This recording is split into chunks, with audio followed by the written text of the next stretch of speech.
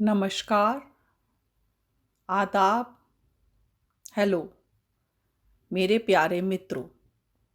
आज मैं आपको माइकोनॉस की गलियों में ले चलूँगी और सिर्फ मैं नहीं, मेरे साथ मेरा एक साथी भी है जो बहुत ही प्यारा सा है और जिसका नाम तो और भी बहुत ज़्यादा प्यारा है। बताइए कौन है वो? मैं आपको आज उससे मिलवाती हूँ। वो है भोलू राम। भोलू राम जैसा कि नाम है, वो थोड़े से भोले भाले हैं।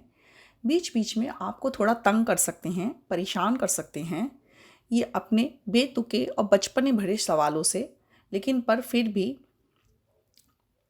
मैं उनको अपने साथ रखूँगी, उनको पूरा ज्ञान देने के लिए और आपको प्यारी प्यारी बातें बताने के लिए। तो बताइए हम कहाँ जा रहे हैं? बताओ भोलू राम। सैर सपाटा करने। माइकनॉस। क्रिकेट में होता है टॉस, हम जा रहे हैं मैकेनास। हाँ, माइकनॉस। माइकनॉस कौन सी जगह है? पहले तो आप सोच रहे होंगे, कई बार सुना भी होगा, लेकिन पर मैं बताती हूँ। माइकनोस एक ग्रीक आइलैंड है, मतलब यूनानी द्वीप। ये आइलैंड है, मतलब द्वीप है जिसके चारों तरफ पानी है और बीच में ये जगह है। ये एथेंस, ग्रीक की राजधानी एथेंस के पूर्वी दिशा की तरफ है। ये पूरा द्वीप 85 स्क्वायर किलोमीटर के अंदर फैला हुआ है। मतलब कि आप समझ ही गए होंगे कि कितना छोटा है ये तो, है ना बोलू ना? छोटा है ना ये, लेकिन पर बहुत प्यारा है। समझ गए? और बहुत अनोखा भी है। मैं आपको हमेशा अनोखी जगहों के ही बारे में दर्शन कराऊंगी। बताओ भोलू राम, यहाँ कितने लोग रहते होंगे इतने छोटे से द्वीप में? बताओ। चार तो हमारे घर के हैं, तो हो गए ना जुड़ के 100 से ज्यादा। मैं बताती हूँ, करीब 12,000 के करीब यहाँ की जनसंख्या है। जैसे कि ये द्वीप है, इसमें बहुत सारे छोटे छोटे गांव हैं, पर जो मेन सबसे बड़ा फेमस टाउन या शहर है वो है माइकनोस।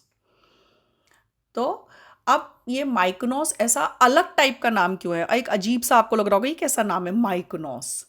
तो यूनानी भाषा में, मतलब कि ग्रीक लैंग्वेज में, ग्रीक भाषा में माइकनोस का एक अर्थ होता है, एक मतलब होता है। जैसे कि आपको पता ही होगा, सबके नामों का एक मतलब होता है। आपके नाम का कुछ एक आपकी पौराणिक उसमें मतलब होता है, आपकी भाषा में मतलब होता है। ऐसे माइकोनोस का भी एक मतलब है। उसका मतलब है हवाओं का, वायु का द्वीप। आप ये सोचोगे हवाओं का द्वीप क्यों नाम रखा? यहाँ माइकोनोस में इतनी तेज हवा चलती है, इतनी तेज हवा चलती है, कभी कभी तो ऐसा लगता है जैसे आप उड़ जाओगे। तो इसलिए इसका नाम रखा है आइलैंड ऑफ द विंड्स, मतलब कि हवाओं का द्वीप, या वायु का शहर कहा, या फिर वायु का शहर भी कह सकते हैं। इसलिए यहाँ आपको पुरानी विंड मिल्स, मतलब बहुत सारी ऐसी वो मिलेंगी जो बिजली उत्पादक हो सकती है हवा के द्वारा। ऐसी पुराने ज़माने से, ऐसा नहीं अभी की नहीं है, पुराने ज़माने से ऐसी विंड मिल्स यहाँ पर तैयार करी गई थी, जो कि यहाँ का बहुत ही खूबसूरत नज़ारा है। पुराने ज़माने के आप विंड मिल्स देख सकते हैं जिससे बिजली उत्पाद होती थी इस द्वीप पर। है ना बोलू राम? है ना अद्भुत? आया अब मजा? अब सुनोगे आगे? बताओ। अरे यहाँ तो मजा ही आज मजा आ गया। मुझे तो लग रहा है कि जिनमें है जोश और जिनकी हिलती है नस नस और खाते हैं कद्दू का कस, वो तो जरूर आएंगे मैकोनास। जरूर आएंगे मैकोनास, देखना। भोलू राम को थोड़ा थोड़ा इंटरेस्ट आ रहा है, पर मुझे पता है आपको तो पूरा इंटरेस्ट आ रहा होगा। भोलू राम तुम्हारा थोड़े हमारे ऐसे ही हैं, बीच बीच में ये कभी भी बिदक जाते हैं। इनको एक जगह बिठाना बड़ा ही मुश्किल काम है। आप लोग बैठे हुए हैं तो ये भी बैठेंगे आज, वरना ये इतनी आसानी से बैठने वालों में से नहीं है। समझ रहे हैं? इसलिए प्लीज़ आप लोग यहाँ बैठे रहिए और मेरी सुनते रहिए, जिससे कि हमारे भोलू राम को भी कुछ थोड़ा सा ज्ञान मिल जाए। समझे भोलू राम? आपको इन लोगों के लिए बैठना पड़ेगा अब। सुबह से समोसा नहीं खिलाया, बितकूंगा तो हुई ना। चलिए, अब मैं ऐसी माइकोनॉस के बारे में ऐसी बात का वर्णन करूंगी, ऐसी बात बताऊंगी कि आप सब लोग शायद सो जाएंगे। बताइए, आप लोग सोच रहे होंगे हम क्यों सो जाएंगे? अरे कुछ नहीं, डरिए मत। मैं इधर की हिस्ट्री के बारे में बताऊंगी। हिस्ट्री थोड़ी सी बोरिंग तो होती है। हिस्ट्री मतलब इतिहास। ज़्यादातर लोगों को ये बोरिंग लगती है, बहुत ही ज़्यादा उबाऊ लगती है, नींद आने लगती है। लेकिन पर इतिहास जानना भी ज़रूरी तो होता है ना। अगर आप इतिहास नहीं जानेंगे तो इस शहर के बारे में पूरी तरीके से जानेंगे नहीं, इस जगह के बारे में पूरी तरीके से नहीं जानेंगे तो इसको आप उतना महसूस नहीं कर पाएंगे। तो अगर आपको कोई शहर महसूस करना है, समझना है, तो उसकी इतिहास यानी कि हिस्ट्री के बारे में भी जानिए। बोलू राम सोइए मत, जग जाइए, सामने लोग बैठे हैं, समझ रहे हैं। अरे चांद तो हमें देख के रात भर जागा रहता है। अब हम इसके इतिहास की ओर बढ़ते हैं। क्या ये नया शहर है या पुराना शहर है? आपके दिमाग में आ रहा होगा। जी नहीं, ये बहुत पुराना शहर है, काफ़ी पौराणिक है। पौराणिक गाथाएं भी इससे जुड़ी हुई हैं। ये 11वीं बीसी यानी बिफोर क्राइस्ट 11वीं शताब्दी का शहर है, मतलब जगह है।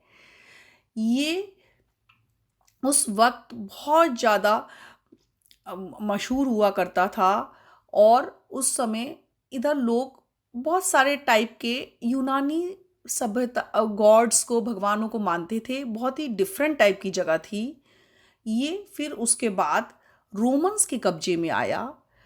रोमन्स यानी आप जानते होंगे इटली वाले रोमन्स, इटली के रोमन्स के कब्जे में आया। फिर उसके, क्योंकि ये द्वीप था तो इसके ऊपर काफ़ी हमले भी होते रहे आसपास के देशों के। काफ़ी लोग आकर इसे अपने कब्जे में कर लेते थे। ग्रीस का नहीं था ये पहले, फिर रोमन्स का था। उसके बाद एक बाइजेंटाइन एम्पायर आया 12वीं शताब्दी तक, वो उनके अंडर में रहा। फिर जैसे ही कॉन्स्टेंटिनोपल जो तुर्की में है वो जब गिर गया, तब एक माइकोनोस को अपनाया एंड्रिया घिसी ने। फिर कैटलन्स के अंडर में आया, फिर ये वेनेशियन रूल के अंडर में आया। फिर बाद में जाकर कई समय के बाद माइकोनोस ये 18वीं शताब्दी के आसपास ग्रीस के अंडर में आया। 18वीं शताब्दी के आसपास ये ग्रीस का मतलब यूनान का हुआ। उसके बीच में कई युद्ध चलते रहे इस द्वीप को कब्जा करने के लिए। ज़्यादातर यहाँ पर सेलिंग मतलब कि जो समुद्र के द्वारा सफ़र करते हैं, इधर से उधर व्यापार करते हैं, उसकी ये एक्टिविटी का वो बनता गया, केंद्र बनता गया।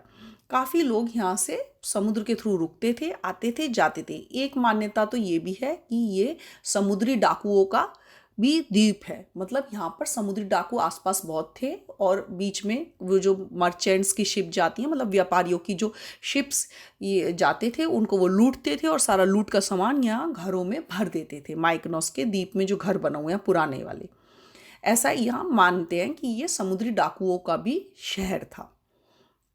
लेकिन काफ़ी सारी गाथाएं तो हैं। गाथाओं के अनुसार ये राजा माइकोनोस, पुरानी गाथाओं के अनुसार ये माइकोनोस शहर माइकोनोस राजा के नाम पर पड़ा है, जिनके बेटे थे गॉड अपोलो। गॉड अपोलो मतलब ग्रीक लोगों के गॉड हुआ करते थे, ऐसा मान्यता है। सच का अभी नहीं पता है। तो इसकी काफ़ी मान्यताएं भी जुड़ी हुई हैं। अरे बोलो ना, उठो, सुनो सारी बातें। कितनी हम तो रोचक बातें बता रहे हैं जो आपने कभी सुनी भी नहीं होंगी। चलो उठो जल्दी से। लो हम तो सो गए।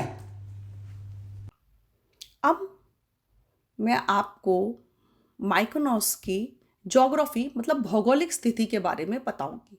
जैसे कि मैंने पहले बोला 85 स्क्वायर किलोमीटर मतलब 85 स्क्वायर किलोमीटर्स में फैला हुआ है। 341 मीटर ऊंचा समुद्री पॉइंट से है और ये एथेंस के पूर्वी दिशा में है। आपको अगर यहाँ पहुँचना है तो या तो आप ये समुद्री रास्तों से पहुँचेंगे या फिर आप बाय एयर जाएंगे। दूसरा, इस आइलैंड में कोई रिवर नहीं है, मतलब फ्रेश वाटर का कोई भी स्रोत नहीं है और बारिश भी यहाँ कम होती है। तो फिर यहाँ पर पानी कैसे पिया जाता होगा? तो पानी के लिए इन लोगों ने जैसे समुद्री पानी का रिवर्स ऑस्मोसिस आरओ प्लांट लगाया जाता है कि समुद्री पानी को पीने वाला पानी बनाया जाए, उस हिसाब से यहाँ पर पानी का प्लांट लगा हुआ है। और इधर का जो जगह है वो बहुत पथरीली, रॉकी और ग्रेनाइट से इसकी ज़मीन है। बहुत तेज़ हवाएं चलती हैं और चारों तरफ नीले पानी वाला एजियन सी है, एजियन समुद्र है। एजियन समुद्र जो मेडिटेरियन समुद्र का ही हिस्सा है। मेडिटेरियन समुद्र के आसपास के बसे हुए शहरों को या फिर द्वीपों को मेडिटेरियन क्लाइमेट का ही सामना करना पड़ता है। मेडिटेरियन क्लाइमेट यूरोप का एक स्पेशल क्लाइमेट है जिसे कि बहुत अच्छा और बहुत खूबसूरत माना जाता है, क्योंकि यहाँ पर सन जो है वो करीब 300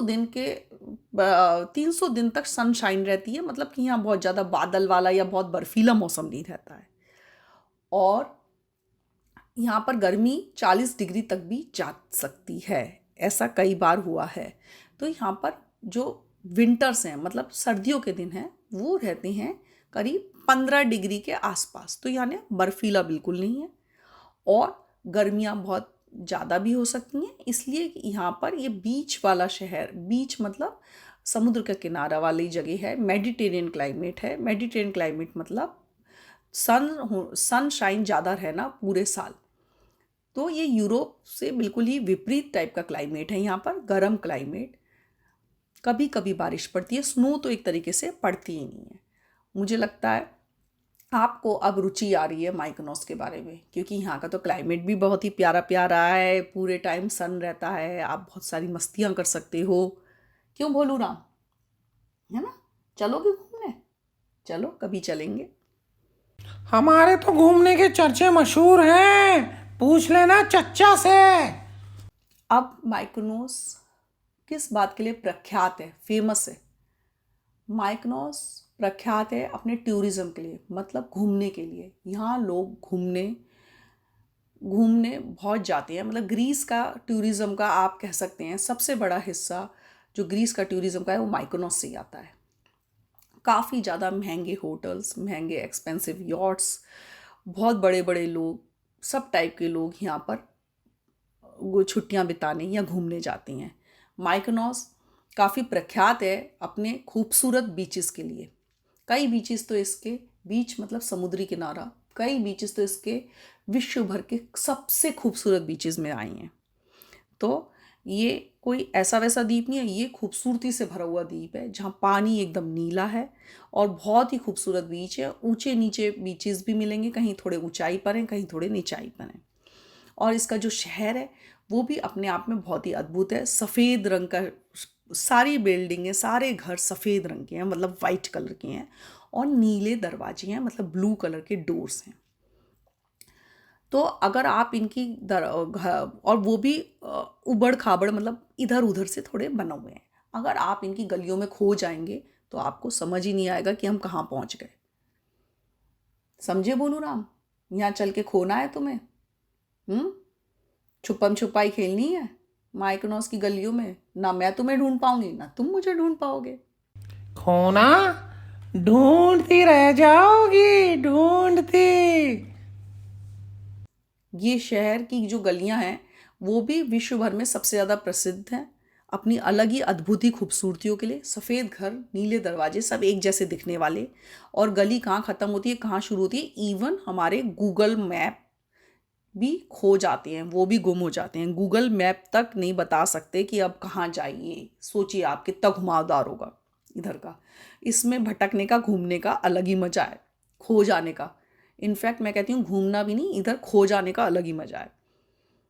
पतली पतली गलियाँ हैं, जैसे कि मैंने बहुत पहले आपको बताया था, अगर आपने मेरा वीडियो ध्यान से सुना हो, कि ये समुद्री डाकुओं का शहर था, इसलिए कुछ इन्होंने इसी तरीके का बनाया है कि जब कभी भागना हो, दुश्मन का हमला हो जाए, काफ़ी हमले भी हुए हैं यहाँ, तो आप इन गलियों में ही खो जाओ कि आपको सैनिक ना ढूंढ पाएँ या दुश्मन नहीं ढूंढ पाएँ। समझ गए?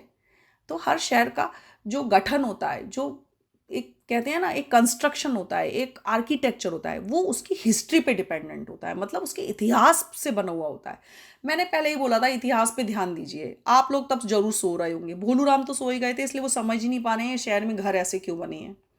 घर जो यहाँ बने हैं और जो गलियाँ हैं जो बनी हैं, वो ये पूरी तरीके से दर्शाती हैं कि कुछ इतिहास में लोग एक दूसरे को से छुपना चाहते थे, इसलिए उन्होंने एक जैसे घर बनाए, एक जैसे दरवाजे का कलर किया, गलियां भी ऐसी बनाई कि जो आज गूगल मैप तक खो जाती हैं। हमारी तो बात ही कुछ और है, गूगल मैप तक आपको सही डायरेक्शन नहीं बता पाते। अब आप सोच रहे होंगे लोग खो तो नहीं जाते? जी नहीं, खोते नहीं हैं बोलू राम, हम भी स्मार्ट हैं। अरे यहाँ तो मजा ही आज मजा आ गया। मुझे तो लग रहा है कि जिनमें है जोश और जिनकी हिलती है नस नस और खाते हैं कद्दू का कस, वो तो जरूर आएंगे मैकोनास, जरूर आएंगे मैकोनास, देखना।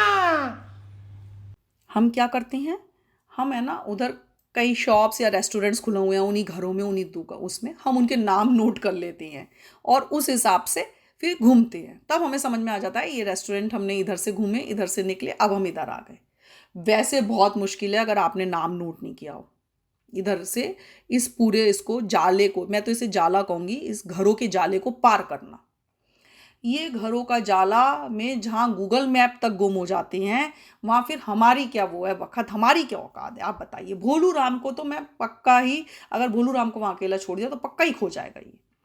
इसलिए भोलू राम जी के साथ मुझे पूरे टाइम हाथ पकड़ के चलना होगा। आपके पास भी अगर छोटे बच्चे हैं तो ज़रूर हाथ पकड़ के चलिए इस जाले में। बहुत ही अद्भुत नज़ारे होते हैं इन जालों के थ्रू। कहीं कहीं आपको समुद्र के भी दर्शन होंगे जहाँ पतली गलियाँ हैं। अब आप सोच रहे होंगे कि ये जो घरों का ऐसा इन्होंने पतली सकरी गलियों में बनाया है, इसका एक क्लाइमेटिक वो भी है सिग्निफिकेंस। कई लोग कहते हैं कि यहाँ इतनी हवाएं चलती हैं, जैसे मैंने बताया माइकोनोस एक हवाओं का देश है, शहर है। तो वो हवाओं को रोकने के लिए उन्होंने गलियां इतनी पतली और इस तरीके की बनाई हैं कि डायरेक्ट घरों के अंदर हवाएं ना आए, वरना तो ऐसा लगेगा जैसे सामान ही आपका उड़ गया। तो उसका कंस्ट्रक्शन आर्किटेक्चर इस प्रकार का है कि कभी भी आप जब घर में होंगे या घर के बाहर खड़े होंगे आपको वो हवाएं अटैक नहीं करती हैं। आप जब समुद्र किनारे पर खड़े हों या इस जब पूरे घरों के समूह से बाहर निकलते हैं, एरिया से बाहर निकलते हैं, तब आपके ऊपर वो हवाएं अफेक्ट करती हैं। तो इसका एक कारण ये भी हो सकता है कि हवाओं को रोकने के लिए इन्होंने एक ऐसा जाला सा बनाया है, या फिर समुद्री डाकू से बचने के लिए, या फिर बहुत सारे हमलों से बचने के लिए। पर कुछ तो है गड़बड़ जिस वजह से इन्होंने एक अजीब सा ये घरों का जाला बनाया है। बताओ भोलू राम, अब लगा ना रोचक, है ना? अब मज़ा आया ना? ऐसी कई बातें हैं माइकोनोस की जो बहुत ही अद्भुत और बहुत ही यूनिक हैं, जो कि इस वीडियोज़ के द्वारा मैं आपको बताती रहूँगी। अब हम चलते हैं माइकोनोस में क्या क्या घूमने की जगह हैं, क्या क्या खास बातें हैं और कैसा कल्चर है और खाना पीना है। क्योंकि हमारे भोलू राम को भूख बहुत जल्दी लगती है, तो खाना पीना मैं पहले लूँगी। अब मैं आपको बताऊँगी। अब आप पूछोगे ये तो चारों तरफ समुद्र है, बीच में एक द्वीप है, तो भाई शाकाहारी खाना तो नहीं मिलता होगा। बताइए भोलू राम, क्या आप भूखे रहोगे यहाँ जाओगे तो? बताओ। क्योंकि आप तो सिर्फ वेजिटेरियन हो, आप तो सिर्फ शाकाहारी हो। अब आप क्या खाओगे?